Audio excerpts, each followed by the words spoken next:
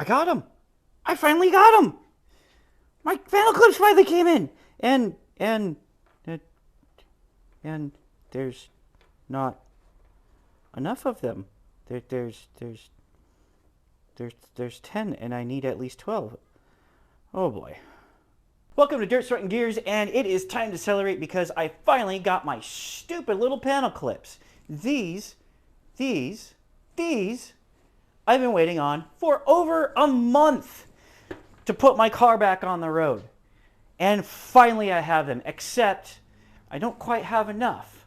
So, I guess that means that I just have to make it work somehow. I was going to just give up and start tearing apart the Miata because I was waiting until after the 4th of July weekend to take the Miata apart. Currently, it serves as better movie theater seating than it does a car. So over the weekend, I had some friends over, and we just let the kids play around in it. I thought, what could go wrong? You know, the car's already hilariously broken. But I never thought that I would actually have to tell someone not to hang off of the sun visors. But kids will be kids. So I'm back making videos and recording content again, hopefully with the Miata very soon, after I put this Prelude back together. Now then, first thing we gotta do is we gotta put it back up on jack stands, take the wheels off so that I can get to all of these little points where I can mount the fender liners. And then once that's done, I can hang the fenders on and start to work it all back together. Well, I was putting the fender liners in, and I noticed a little lesson that I also wanted to share with you guys over here. You see here how it's all marked up? Well, that's because this whole front piece of the bodywork here was bent in. And what happened was, it was probably 2008, 2009.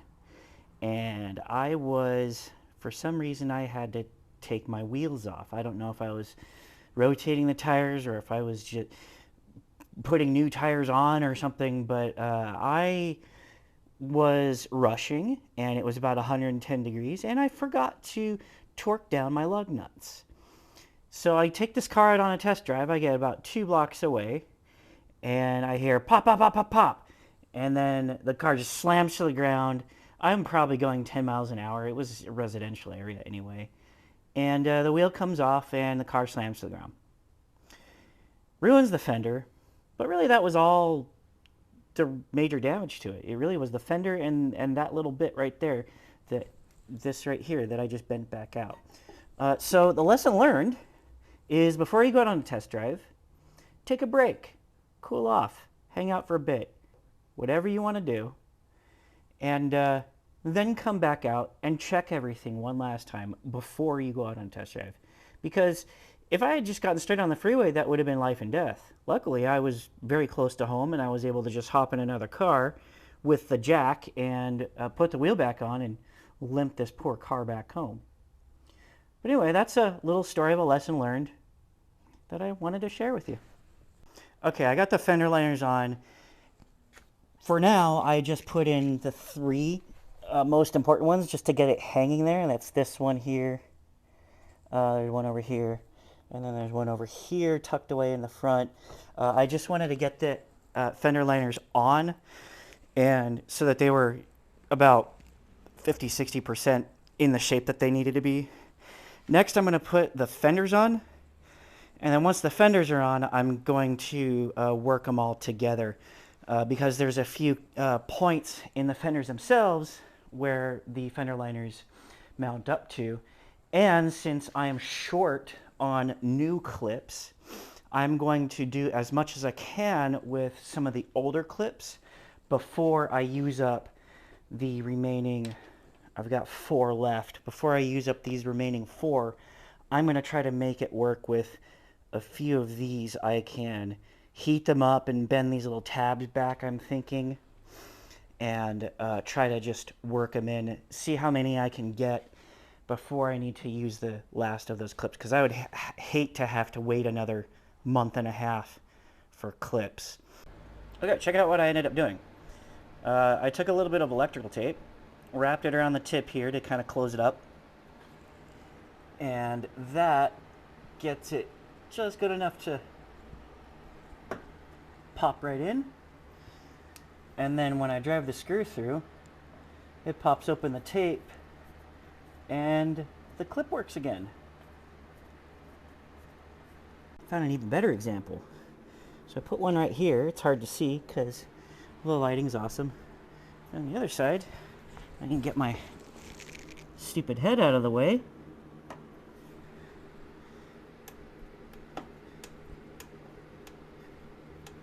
You see the screwdriver going in and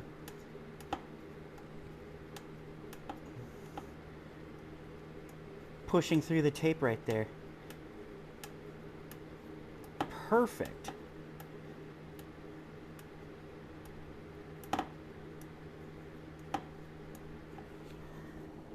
Is it in there? Yeah, it's in there.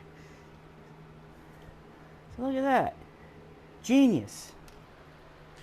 Well, I got it mostly back together. I was short 2 panel clips for the fender liners, 1 on each side. I'm just going to go ahead and order more and drive the car around until they come in. 1 missing on each side is not a big deal to me. It's not sagging or anything. I'll be able to drive it just fine. Notice the turn signal is missing. So there's something that happens. I don't know exactly if this is a rule for everybody, but it definitely seems to be a rule for me. Whenever I work on a car, I either hurt myself or I break something. And I'm not bleeding, so that means I broke something. And in this case, it was the turn signal. So usually when this happens, I get really pissed off. I did have a very spirited discussion with the car when this happened, but it was mainly a one-sided conversation, as I'm sure you can imagine. I'm going to try to fix this because this is going to be pretty hard to find. I'm going to first try to Gorilla Glue it right along the edge that it broke, and then once that's set with Gorilla Glue, I'm going to come in with my soldering iron and melt the edges back together to give it just a little bit more strength, and that should hopefully be good enough to put back in the car without any problems. So once I fix the turn signal, I'm going to give it a good wash and we'll take it out for a drive. Okay, now that I've got the turn signal fixed, let's take this thing out for a drive and see if there's anything else that I need to do.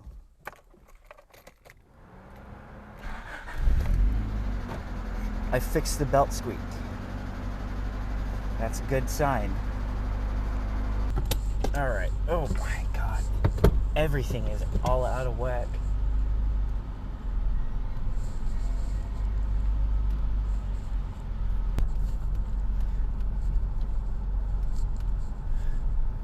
One of the things I'm listening for is a rattle in the rear end. When I was moving it around before I put the car back together, I had a big rattle in the rear end, and I think it's because I didn't tighten down a bolt in one of the upper control arms after all that screwing around I did. Come on, people. After all that screwing around I did in the trunk. So the parade's in town, so I gotta wait for 50,000 cars to come out.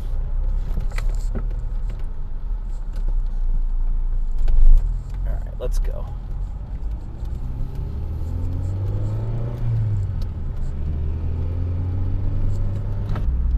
Definitely remember tightening lug nuts. I definitely remember tightening rear suspension parts. So I don't think the wheel's gonna fall off this time. Still a little bit of tapping from the valves, but this car's pretty tap happy anyway.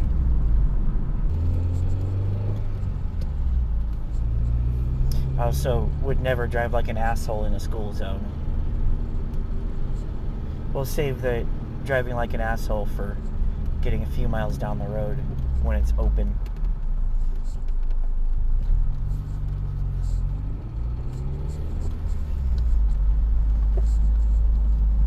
I also have to check things like oil and coolant levels when I get back. just to be safe.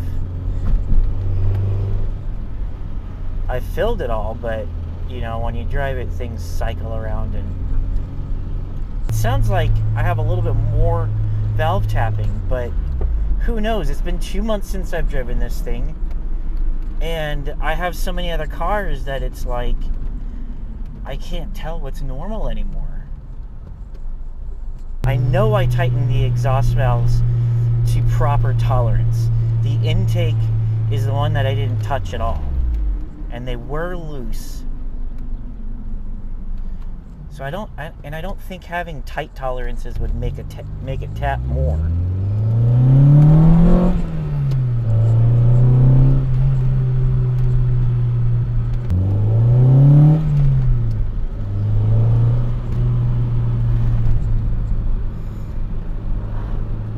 I also smell a little bit of oil. The tapping could also be a belt that's too tight. Who knows?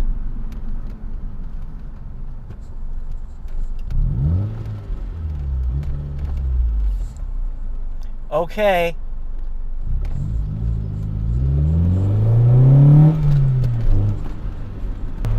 This guy's tailgating me for no reason.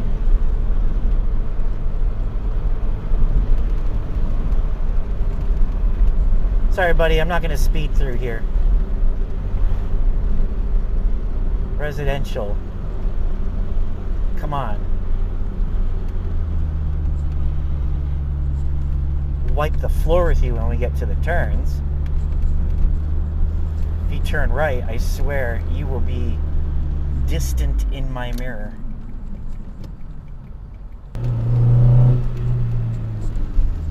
Sounds a little different when it's wide open.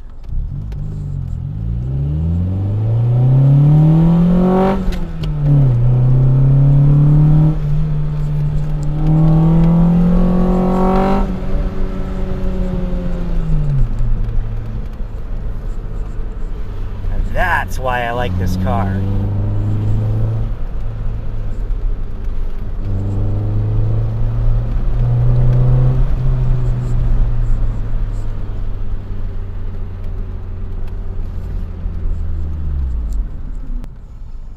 Oh, what was that? You wanted to tailgate me?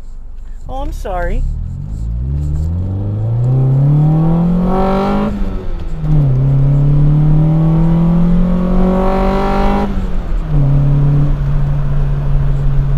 All kinds of dust blowing in my eyes from the car sitting around for a month. Ugh. The intake sounds a little bit different when it's wound up, is that the filter is resonating more in the body of the car. The old intake, the intake I took out, positioned the filter a little closer to the ground, right behind the radiator. So it was, when the noise was going out, it was going out at the bottom of the car. Now it's kind of more central to the car. I don't like this tapping.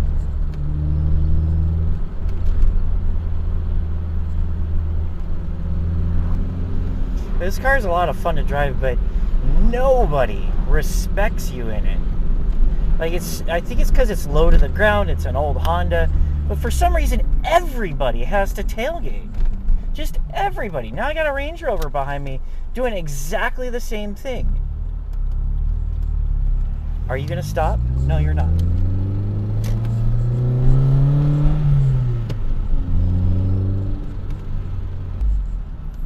One thing I don't hear anymore is the intake whistle.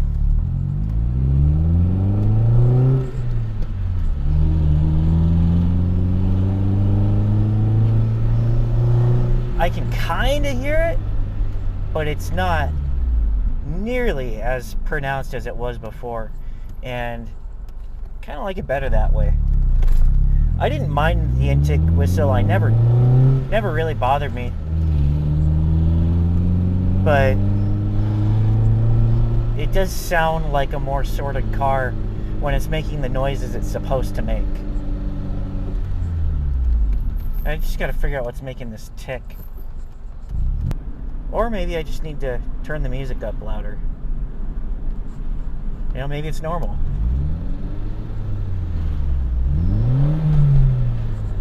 We're home sweet home. I did not hear the rattle in the back. Or at least no unusual rattles in the back. We're going to stop right here just for a second.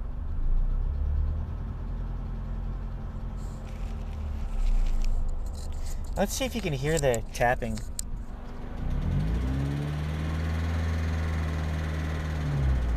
Oh, one last thing before I go.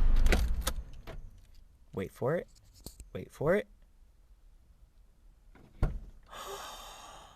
I'm not trapped in the car anymore.